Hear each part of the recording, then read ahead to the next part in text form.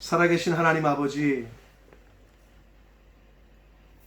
오늘 하나님 앞에 예배드릴 수 있도록 생명과 건강과 시간과 환경을 허락하신 하나님 아버지 감사합니다. 아멘. 이 시간 각자의 처소에 있지만 하나님 앞에 하나님께 예배드리기 위하여 모여있는 한 사람 한 사람과 한 가정 위에 주여. 성령 하나님께서 임마누엘로 함께하여 주옵소서. 아멘.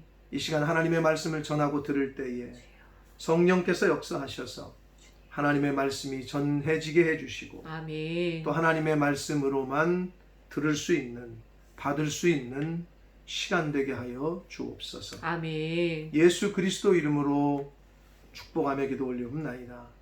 아멘. 아멘. 자, 벌써 8월 마지막 주일입니다. 이제 내일이 31일이고 이제 내일 모레 이틀이면 9월 달이 시작됩니다. 정말 시간이 빨리 지나가는 것 같습니다. 지난 한 주간 여러분 어떻게 보내셨는지 모르겠는데 우리나라 대한민국에서 여러 가지 이슈가 있었습니다.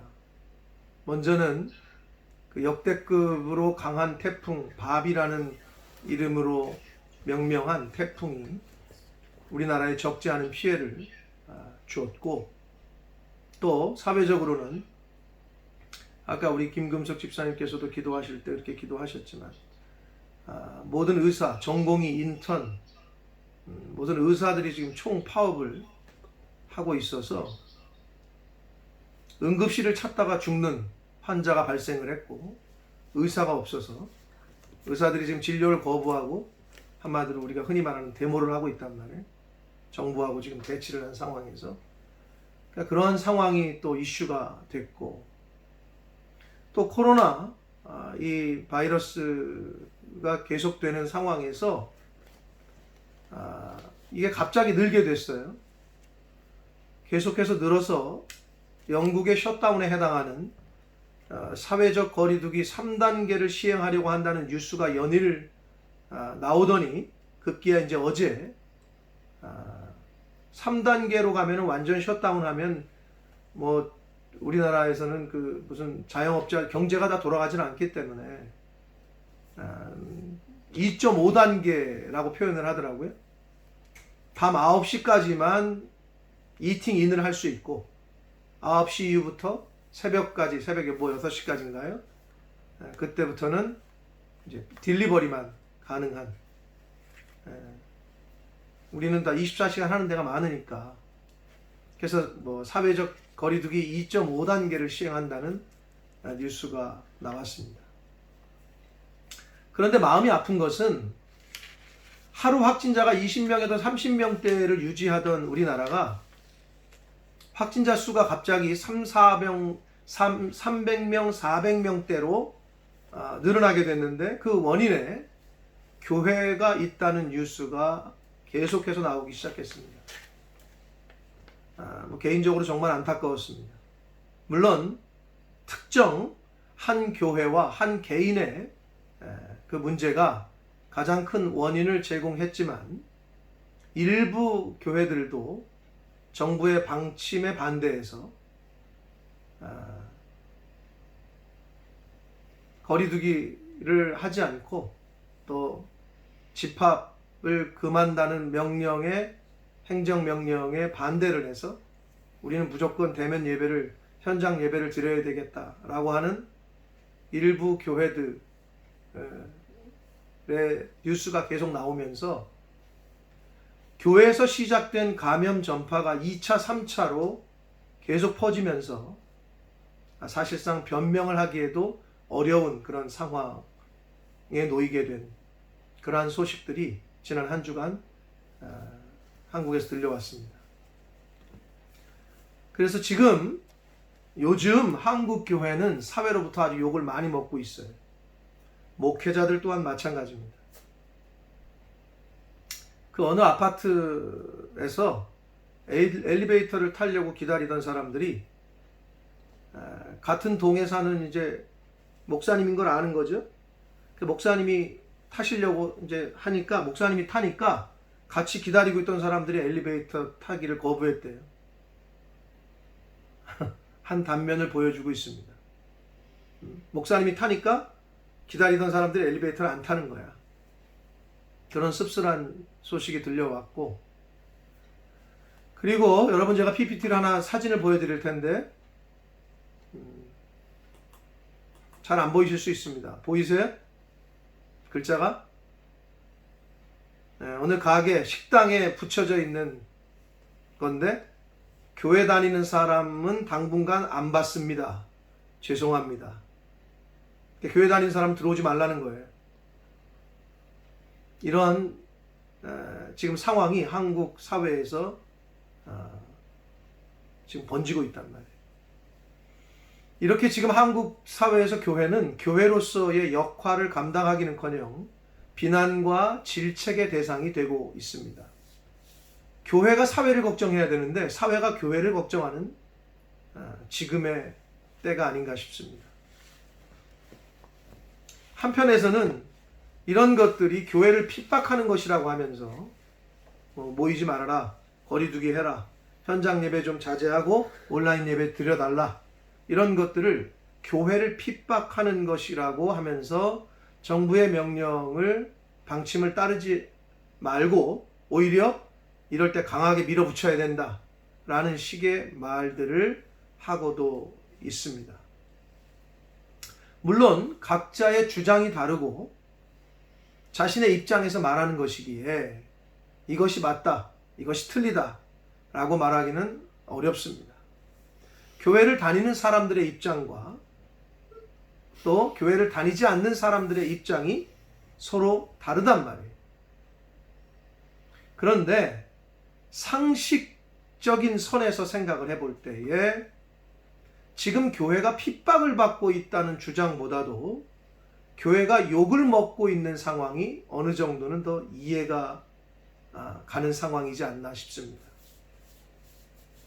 우리나라 정부에서는 현재 2주간 현장 예배, 즉 대면 예배를 드리지 말 것을 그러한 그 행정 명령을 내렸단 말이에요. 그래서 비대면 예배, 즉 온라인으로 예배를 드리라는 행정 명령을 내렸는데, 그럼에도 불구하고 대면 예배가 우리는 기독교에서는 생명이다. 대면 예배가 중요하다. 그러면서 현장 예배를 강행하는 교회들이 있다고 해요.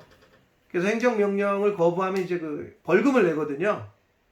300만 원인가 그래요. 그 벌금 300만 원 내고도 우린 예배 드리겠다. 뭐 이런 교회들이 적지 않은 수라고 합니다. 물론 현장 예배, 즉 교회의 예배당에 함께 모여서 예배를 드리는 것 중요합니다. 중요하지 않다는 게 아닙니다. 그러나 다른 사람들의 생명을 위협하는 상황에서도 대면 예배라는 거를 강조하면서 그걸 고집하는 것은 좀, 그리고 정부에서 하지 말라고 그렇게 방침을 정했는데도 그것을 고집하는 것은 좀 더 신중하게 생각해 봐야 합니다. 지금 코로나 바이러스로 인한 여러 환경과 상황은 거의 모든 사람들이 처음 겪는 일일 것입니다. 이런 상황 속에서 교회는, 그리고 하나님을 믿는 사람들은 어떠한 자세를 가져야 할까? 하나님께 예배드리는 것은 신앙인으로서 가장 중요한 일입니다. 그리고 함께 모여 예배하는 대면 예배 또한 물론 중요합니다. 그러나 대면 예배는 중요하고 혼자서 또는 가족들이 함께 드리는 예배, 온라인을 통해서 드리는 예배는 덜 중요하다라고 그렇게 말하는 것은 좀 더 생각을 해봐야 됩니다.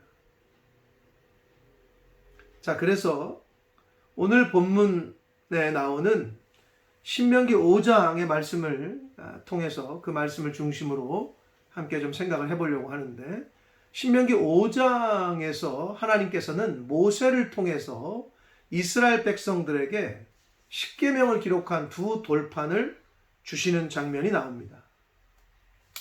이때 하나님께서는 호렙산 위에 불 가운데 친히 강림을 하셔요. 이때의 모습을 성경은 하나님께서 너희와 대면하여 말씀하셨다 라고 기록하고 있습니다. 한글 성경에 그렇게 기록하고 있어요. 번역을 그렇게 했어요. 대면하여. 영어 성경도 그대로 face to face라고 번역을 했어요. 자, 오늘 의환이가 아주 너무 잘 또박또박 잘 읽어줬는데 신명기 5장 4절 말씀 다시 한번 보겠습니다. 자, 신명기 5장 4절 말씀입니다. 같이 읽습니다. 시작. 여호와께서 산 위 불 가운데에서 너희와 대면하여 말씀하시매 라고 기록하고 있단 말이에요. 대면하다 라고 기록하고 있어요. 영어도 거기 face to face라고 되어 있습니다. 여기서 한글 성경이 번역한 대면이라는 말은 서로 얼굴을 마주보고 대함이라는 뜻이란 말이에요. 그러면 이스라엘 백성들이 하나님의 얼굴을 마주보고 대면했다는 거냐? 그런 뜻은 아닙니다. 왜냐하면 하나님께서는 우리 사람의 눈으로 볼 수 있는 분이 아니셔요, 일단은. 그리고 하나님의 임재를 불 가운데 임했다. 불의 형상, 불이 임한 것으로 임했고 이제 목소리가 나온 건데 그 당시에는 또 하나님을 본 사람은 죽는다라는 생각을 하고 있었단 말이에요. 이스라엘 백성들은. 그래서 이스라엘 백성들은 호렙산에서 불로 임하신 하나님을 두려워했어요. 그래서 모세를 중간에 연결하는 브릿지로 중보자로 세워서 하나님의 말씀을 전달받았던 거예요. 그래서 오늘 본문인 신명기 5장 5절과 6절을 다시 한번 읽겠습니다. 5절과 6절입니다. 시작. 그때에 너희가 불을 두려워하여 산에 오르지 못하므로 내가 여호와와 너희 중간에 서서 여호와의 말씀을 너희에게 전하였노라. 여호와께서 이르시되 6절 나는 너를 애굽 땅 종 되었던 집에서 인도하여낸 내 하나님 여호와라. 아멘. 자, 하나님께서는 모세를 통해서 이스라엘 백성들에게 애굽 땅에서 인도해낸 구원한 자가 바로 자신이다. 나다. 라고 말씀하시면서 십계명을 주셨단 말이에요. 근데 오늘 본문을 통해서 성경은 인간이 직접 하나님을 대면할 수 없기 때문에 중보자가 필요하다는 그런 교훈을 우리에게 주고 있어요. 결국 예수 그리스도께서 죄인인 인간들이 하나님께 직접 갈 수 없기 때문에 예수 그리스도께서 중보자가 되어 주신 구원사적 의미 가운데 거기까지도 그러한 교훈을 이제 확장시켜서 우리가 생각할 수 있습니다. 모세가 중간에 이스라엘 백성과 하나님하고 사이에 있었던 거를. 자, 그래서 예수님이 죄인인 인간의 중보자 역할을 하셨어요. 근데 예수님 승천하신 이후에는 보혜사 성령께서 그 역할을 하시는데 성령은 하나님의 말씀이라고 성경은 말한단 말이에요. 내가 너희에게 이른 말이 영이다. 예수님이 그러셨단 말이에요. 하나님의 말씀이 성령이기에 결국 하나님의 말씀인 성경을 통해서만이 죄인인 인간이 하나님을 만날 수 있다라는 교훈을 오늘 사실 신명기의 말씀을 통해서 우리가 알 수 있습니다. 하나님의 말씀을 통해서만이 사람은 하나님을 대면할 수 있다는 거예요. 사람은 성경을 통해서 하나님을 발견하고 알 수 있으며 만날 수 있습니다. 근데 이제 한글 성경이 이 대면하여 말씀하실 때 그래서 영어도 face to face라고 되어 있긴 합니다. 그런데 이제 이게 이제 좀 뉘앙스가 다르기 때문에 헷갈릴 수 있다는 말이에요. 그럼 하나님을 본 거냐? 얼굴을 대면이라는 말이 얼굴과 얼굴을 대면한다는 건데 근데 좀 달라요.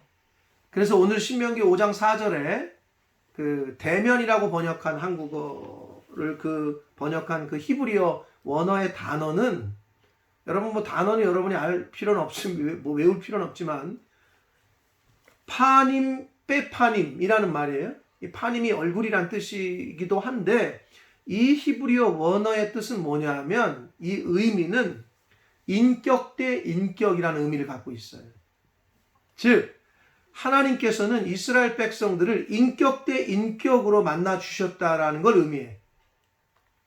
결국 뭐냐? 그러면 우리가 예배할 때 하나님과 대면한다. 이 의미는 예배 때에 하나님께 나의 전 인격을, 즉 나의 온 마음 전체를 하나님 앞에 드린다라는 뜻이라는 거예요. 그게 예배라는 거예요. 물론 시간이 흐르면서 예배의 형식이 생겼어요. 순서가 생겼고 기도 순서, 찬송, 헌금, 설교 이런 것들이 포함됐습니다. 오늘날에 우리가 드리는 예배 형식이.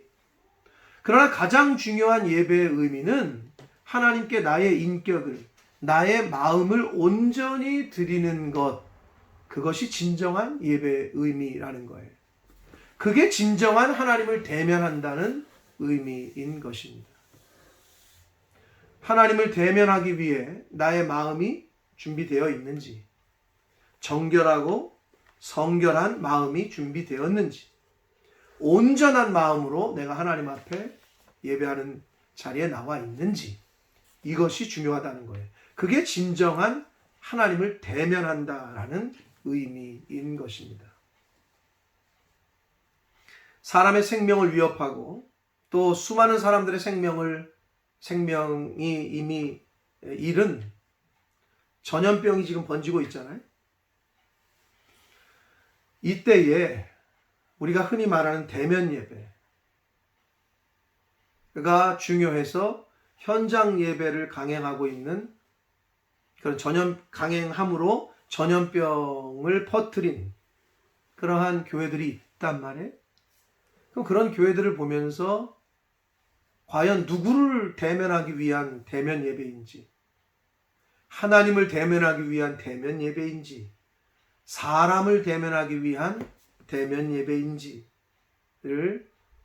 좀 생각해 봐야 됩니다. 사랑하는 성도 여러분, 제가 지난주에 여러분도 보신 분들이 있는지 모르겠습니다만은 지난주에 한국 사회에서 또 이슈가 됐던 것 하나가 부산에 사시는 한 목사님의 글이었습니다. 지금 제가 보여드릴 텐데 PPT로는 잘 안 보이실 거예요. 작은 글씨까지는. 부산에서 샘톡교회라는 교회를 목회하시는 안중덕 목사님이라는 분이 한국 교회와 사회에 전한 그런 메시지였습니다. 이 글을 SNS에 올리셨는데 올리자마자 수많은 사람들이 공감을 했고 심지어는 문재인 대통령께서도 자신의 SNS에 이 글을 공유하면서 아주 널리 퍼진 글입니다. 제가 이 목사님의 글을 좀 소개하면서 오늘 하나님의 말씀, 이 목사님의 글과 성경이 주는 교훈을 함께 좀 말씀을 드리려고 하는데, 이 글은 코로나라는 전염병이 퍼진 이 시대에, 그리고 정부에서 하라는 규제들을 어떤 시각으로 바라봐야 하는지에 대해서, 코로나라는 시대를 믿는 사람들이 어떠한 자세를 가지고 살아가야 되는지에 대해서 아주 짧지만 큰 교훈을, 큰 울림을 주는 글이었습니다. 아마 보신 분들도 있을 거예요. 자, 첫 번째로는 이분이 이렇게 말씀합니다. 마스크를 착용하라는 것은 잠잠하라는 뜻입니다. 막말과 거짓말을 하지 말고 불필요한 말을 줄이고 남의 말에 귀를 기울이라는 뜻이라는 거예요. 입을 다물면 사랑스러운 것들의 시선이 머물게 되고 아름다운 소리와 세미한 속삭임이 들려올 것이다 라고 쓰셨어요. 마스크를 쓰면 말하기가 힘들고 또 그 의미 자체를 잠잠하라는 것으로 보신다는 거예요. 그런데 성경에서도 비슷한 교훈을 많이 하십니다. 자, 시편 62편 5절 말씀을 같이 한번 읽겠습니다. 시편 62편 5절입니다. 나의 영혼아 잠잠히 하나님만 바라라. 물은 나의 소망이 그로부터 나오는도다. 아멘. 아멘. 하나님만 바라보되 좀 잠잠히 바라보라는 거예요. 왜냐? 소망이, 우리의 인간의 소망은 하나님으로부터 오기 때문에, 그러면 하나님께 뭐 그냥 소리 지르고, 물론 그런 교훈도 있어요. 간절히 부르짖으라. 그러나 성경은 분명히 또 잠잠히 하나님만 바라보라는 교훈의 말씀도 하고 계십니다. 그리고 잠언 17장 28절을 함께 읽겠습니다. 시작. 미련한 자라도 잠잠하면 지혜로운 자로 여겨지고 그의 입술을 닫으면 슬기로운 자로 여겨지느니라. 아멘. 미련한 사람이 있는데 말을 안 하고 가만히 있으면 지혜로운 자로 여겨지고 슬기로운 자로 여겨진다. 즉 말에 대한 중요성을 강조하고 있습니다. 근데 우리는 마스크 쓰라는 것을, 물론 한국은 영국보단 덜해요. 잘 써요. 그런데 가끔 뉴스 보면 지하철에서 버스에서 마스크 안 쓴 사람에게 마스크 써달라고 얘기하면 뭐 기사를 두들겨 팼다는 둥, 마스크 쓰라고 한 사람한테 주먹질을 했다는 둥. 왜 그런지 모르겠어요. 마스크를 쓰라는 것을 잠잠하라는 뜻이다라고 보신다는 거예요. 이 목사님은. 성경도 그와 동일한 또 비슷한 교훈들을 우리에게 주고 있습니다.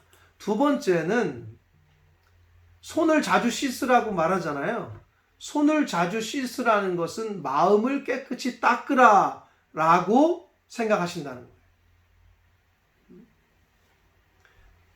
근데 성경도 이 손을 씻는 것에 대해서 교훈을 하시는데, 자, 야고보서 4장 8절에 이렇게 말씀하십니다. 같이 읽습니다. 시작. 하나님을 가까이 하라. 그리하면 너희를 가까이 하시리라. 죄인들아 손을 깨끗이 하라. 두 마음을 품은 자들아 마음을 성결하게 하라. 아멘. 여러분, 그 왜 이 손을 씻는다는 게, 물론 깨끗이 손 씻는 것도 말하지만 우리 그러잖아요. 야, 너 어떻게 지내? 요즘도 허튼 짓 해? 아유, 저 손 씻었어요. 이렇게 표현하잖아요. 그 말은 뭐예요? 나 이제 그런 행동 안 한다. 내 마음이 이제 바뀌었다. 라는 말할 때 손을 씻는다라는, 나 손 씻었어요. 이런 표현을 쓰잖아요. 악한 행실과 죄에서 돌이켜 회개하고 성결하라는 뜻이라는 거예요. 손을 씻으라는 것이. 이게 성경적인 관점이죠. 그래서 우리의 속과 겉이 깨끗하면 나도 살고 넌 다른 사람도 살릴 수 있고, 그래서 마음을 우리가 깨끗하게 하면 마음이 거울인데 우리 자신도 잘 보이고 그리고 이웃도 잘 보일 거다. 그래서 이 안 목사님은 손을 자주 씻으라는 것은 마음을 깨끗이 하라는 것이다 라고 그런 뷰포인트로 보신다는 거예요. 자, 잠언 4장 23절, 너무나도 유명한 말씀인데 한번 같이 읽습니다. 시작. 모든 지킬 만한 것 중에 더욱 내 마음을 지키라. 생명의 근원이 이에서 남이니라. 우리가 지켜야 될 것이 마음이라는 건데, 결국 그 말은 마음을 깨끗하게 해야, 마음을 정결하게 해야, 성결하게 해야 하나님도 기뻐하시고 그리고 나도 살고 다른 사람도 살릴 수 있다는 거예요. 여러분, 만병의 근원이 어디 있다 그래요? 마음에 있다라고 말하잖아요. 그러니까 굉장히 성경적인 말이죠, 그 말이. 그래서 손을 씻는다, 이걸 마음을 깨끗하게 하라라는 관점에서 바라봐야 된다. 자, 세 번째는 사람과 거리 두라고 계속 말하는데, 사람과 거리를 두라는 것은 자연을 가까이 하라라는 뜻이다 라고 봐야 된다는 거예요. 사람끼리 모여 살면서 서로 다투고 상처를 주지 말고 공기와 물과 자연의 생태계를 돌보며 조화롭게 살아가라는 그러한 말로 저 거리 두기를 해야 된다라고 말합니다.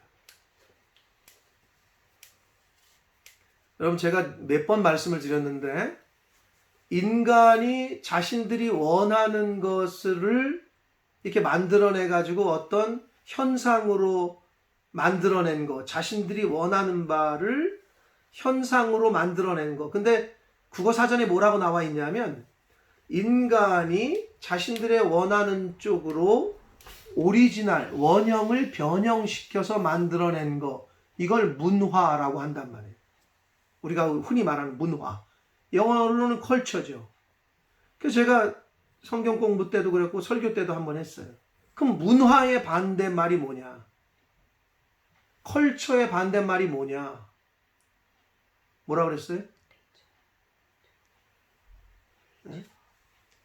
네이처, 내추럴, 자연이라 그랬단 말이에요. 자연이 오리지널이야. 오리지널이야. 하나님이 만드신 자연이 오리지널이야. 근데 그 오리지널을 인간들이 자신들이 원하는 쪽으로 변형시킨 어떤 것, 그게 문화라는 거지. 근데 우리는 문화라는 이름으로 너무 많은 것들을 그냥 아무 꺼리낌 없이 받아들여요. 심지어 동성애까지도 문화라고 주장하는 시대에 우리가 살고 있단 말이에요. 그러니까 자연을 가까이 한다는 건 그래서 하나님을 가까이 하라는 뜻입니다. 왜? 자연 속에 하나님께서는 이미 내가 존재함을 자연 가운데 다 이미 나타냈다. 그러니까 너희들이 자연을 가까이 하면 나를, 하나님이 신이 있음을 알게 될 거다 라고 성경은 말한단 말이에요. 자, 사도행전 17장 24절부터 27절까지 말씀을 한 절씩 잘 읽겠습니다. 시작. 우주와 그 가운데 있는 만물을 지으신 하나님께서는 천지의 주제시니 손으로 지은 전에 계시지 아니하시고 또 무엇이 부족한 것처럼 사람의 손으로 섬김을 받으시는 것이 아니니 이는 만민에게 생명과 호흡과 만물을 친히 주시는 이심이라. 인류의 모든 족속을 한 형통으로 만드사 온 땅에 살게 하시고 그들의 연대를 정하시며 거주의 경계를 한정하셨으니 이는 사람으로 혹 하나님을 더듬어 찾아 발견하게 하려 하심이로되 그는 우리 각 사람에게서 멀리 계시지 아니하도다. 아멘. 자, 하나님이 천지를 창조하셨습니다. 인간도 창조하셨어요. 하나님께서는 그래서 인간을 자신의 모양과 형상으로 만드셨대잖아요. 그래서 사람을 보면 하나님을 볼 수 있어요. 하나님이 창조하신 자연을 보면 창조주를 만날 수 있다. 그런데 자연을 파괴를 해 자꾸. 원래의 네이처, 자연 오리지널을 자꾸 파괴를 해. 문화라는 이름으로. 어떤 의미에서는 하나님의 모양과 형상을 창조하셨잖아요. 하나님의 모양과 형상도 인간을. 근데 우리가 자꾸 문화라는 이름으로 우리 이 하나님의 모양과 형상을 파괴를 해. 옛날 우리나라는 신체 발부는 수지 부모라. 이 신체는 부모님으로부터 온 거기 때문에 잘 관리해야 된다. 어떤 의미에서는 굉장히 성경적입니다. 근데 어떻게 해요? 요새 문화잖아요. 어디 찍고 여기 깎고 그냥 막 변형시켜. 문화니까 성형수술이 나쁘다라는 쪽으로 또 얘기하는 그런 의미는 아닙니다만은 성경적으로 우리가 생각을 해볼 때 자꾸 변형을 시킨단 말이에요.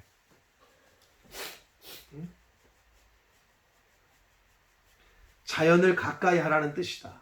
사람과 거리 두기를 하라는 것은 이번 기회에 하나님을 좀 가까이 하고 자연을 통해서 또 쉼을 얻고 자연 속에 하나님을 거기에 숨겨 놓으셨다고 하는데 그렇게 좀 하나님을 가까이 하는 그런 것으로 우리가 받아들여야 된다. 좋은 뷰 포인트인 것 같습니다. 자, 네 번째로는 대면 예배를 금지하라고 하잖아요. 그렇게 정부에서 행정명령을 내렸단 말이에요. 이것을 어떻게 보시느냐, 이분은 언제 어디서나 하나님을 바라보라는 뜻으로 받아들여야 된다는 거예요. 우리 믿는 사람들은. 위안을 얻거나 사람에게 보이려고 예배당에 가지 말고 천지에 계신 하나님을 예배하라는, 어디서나 계시고 그리고 어디서나 잠잠히 하나님을 대면하면, 내 마음을 올려드리면 그것이 진정한 대면 예배다. 시편 121편 1절과 2절 말씀을 읽겠습니다. 시작. 내가 산을 향하여 눈을 들리라. 나의 도움이 어디서 올까? 나의 도움은 천지를 지으신 여호와에게서로다. 아멘. 자, 우리가 교회에 하나님을 만나러 가는 거잖아요. 하나님을 대면하러 가는 거잖아요. 그죠? 근데 언제부턴가 교회가 사교의 장소로, 사업을 하려면 교회를 다녀야 돼. 큰 교회를 다녀야 돼. 이런 인식들이 세상 사람들에게 있단 말이에요. 근데 어느새부턴가 우리 믿는 사람들도 하나님을 대면하는 거 가는 게 아니라 사람을 대면하러 가. 그래서 사람들의 눈을 의식을 해 자꾸. 사람들의 눈을 의식해. 그렇게 어느 순간에 우리가 변질이 됐는지 몰라요. 하나님을 바라봐야 되는데 하나님이 나의 도움이신데 자꾸 사람을 바라봐. 하나님을 대면해야 되는데 사람을 대면하려고 그래. 자, 마태복음 6장 말씀을 한번 같이 읽겠습니다. 마태복음 6장 5절 말씀입니다. 시작. 또 너희는 기도할 때에 외식하는 자와 같이 하지 말라. 그들은 사람에게 보이려고 회당과 큰 거리에 어귀에 서서 기도하기를 좋아하느니라. 내가 진실로 너희에게 이르노니 그들은 자기 상을 이미 받았느니라. 예수님께서는 바리새인들, 자꾸 외식하고 보이려고 하고 사람에게 보이려고 하는 사람들에게 이렇게 말씀하셨다는 거예요. 자, 여러분, 우리가 예배는 하나님을 대면하는 거죠. 이건 변하지 않는 진리인데, 근데 어느 순간에 이 교회에 또 믿는 사람들에게까지도 하나님을 대면하러 가는 건지 사람을 대면하러 가는 건지 이게 헷갈리는 상황이 되지 않았나. 우리가 우리 자신을 좀 잘 점검해야 합니다. 자, 마지막으로 5번째는 사회에서 지금 우리나라에서 집합을 금지시켰단 말이에요. 집합을 금지. 그럼 이걸 우리는 어떻게 봐야 되느냐, 믿는 사람들은 소외된 이들과 함께 하라는 뜻이다 라고 말씀합니다. 모여가지고 선동하거나 힘자랑하지 말고 사람이 그리운 이들, 소외된 이들의 벗이 되라고 하는 것이다. 이렇게 봐야 된다는 거예요. 집합 명령을. 우는 이들과 함께 울고 무거운 짐을 홀로 진 이들과 나누어지는 그런 기회로 삼아야 된다는 거예요. 여러분, 교회는 2가지를 잘해야 돼요. 첫 번째는 뭐냐? 모이는 걸 잘해야 됩니다. 집합하는 걸 잘해야 돼요. 모이는 거 힘쓰셔야 돼요. 그러나 두 번째는 뭐냐? 왜 모여야 되느냐? 흩어지려고 모여야 돼요. 말이 좀 이상합니까? 궤변같이 들리세요? 교회는 모이는 것과 흩어지는 것, 이 2가지를 잘해야 돼요. 근데 요즘 많은 교회들이, 또 많은 성도들이 흩어지는 건 안 하려고 해. 가라 그랬는데 세상으로. 가기는 싫어. 왠지 부담돼. 응? 나는 안 가. 사명 받은 사람만 가면 좋겠어. 세상으로 가기가 싫어. 그냥 우리끼리 믿는 사람끼리 모여가지고, 응? 그러니까 사람들이 어떻게 해요? 자꾸 모이니까 어떻게 해요? 교회가 커지죠. 커져. 그러니까 막 그게 세력이 되고 힘이 돼. 그리고 그 안에서 그냥 있는 게 좋아. 여러분, 교회의 목적은 선교하는 거잖아요. 선교, 즉 나눠주는 거야. 흩어지는 거라고. 그래서 예수님께서도 제자들을 모았다가 흩으셨잖아요. 근데 여러분, 교회가 모이는 것만 잘하면 안 돼요. 모이는 거의 전제는 흩어지기 위한 전제인 거예요. 이건 재물도 똑같아요. 사람들, 하나님이 왜 재물을 모으라고 하세요? 여러분, 예수 믿는 사람은 그럼 부자 되지 말아야 되냐? 돼야죠. 여러분, 그래야 잘 사용하니까 잘 모아야 돼요. 모으셔요. 근데 잘 흩으시라고. 모으기만 해? 그러면 썩는다니까. 여러분, 물을 가둬놓기만 하면 어떻게 돼요? 썩어요. 이거 물길을 터줘가지고 흐르게 해야지. 그쵸? 이건 똑같은 원리예요. 사람이건 재물이건 물이건 어떤 것이건 가둬놓으면 썩습니다. 교회가 모이기만 하면 안 돼요. 흩어져야지. 재물도 똑같아. 모으셔요. 그리고 잘 흩으시라고. 성경은 그런 기본 원리를 계속 강조하고 있는 거예요. 집합을 금지해라? 그럼 이번 기회에 돌보지 못했던 이들을 잘 돌보는 기회로 삼아야 되겠다라고 보라는 거예요. 집합을 금지하라 그래? 저것들 우리는 모여야 되는데 그러면서 정부한테 삿대질하고 싸우지 말고. 야고보서 2장 13절에 이렇게 말씀하십니다. 함께 읽겠습니다. 시작. 긍휼을 행하지 아니하는 자에게는 긍휼 없는 심판이 있으리라. 긍휼은 심판을 이기고 자랑하느니라. 이어서 15절입니다. 만일 형제나 자매가 헐벗고 일용할 양식이 없는데 너희 중에 누구든지 그에게 이르되 평안히 가라, 덥게 해라, 배부르게 하라 하며 그 몸에 쓸 것을 주지 아니하면 무슨 유익이 있으리요? 이 말씀을 잘 가슴에 새기셔야 됩니다. 말만 해. 뭐 먹을 거 먹어. 옷 사 입어. 먹을 거 주지도 않고 옷도 주지도 않으면서. 긍휼은 심판을 이긴다고 말씀하십니다. 저와 여러분은 왜 그러면 돈을 벌어야 되고 왜 모아야 되고 저와 여러분이 교회에 왜 열심히 모여야 되느냐? 흩트기 위해서. 나눠주기 위해서. 흩어지기 위해서.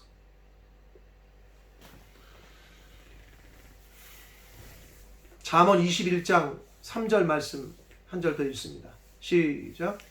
공의와 정의를 행하는 것은 제사 드리는 것보다 여호와께서 기쁘시게 여기시느니라. 아멘. 하나님께서는 공의와 정의를 행하는 것을 제사 드리는 것보다 더 기뻐하신다고 말씀하십니다.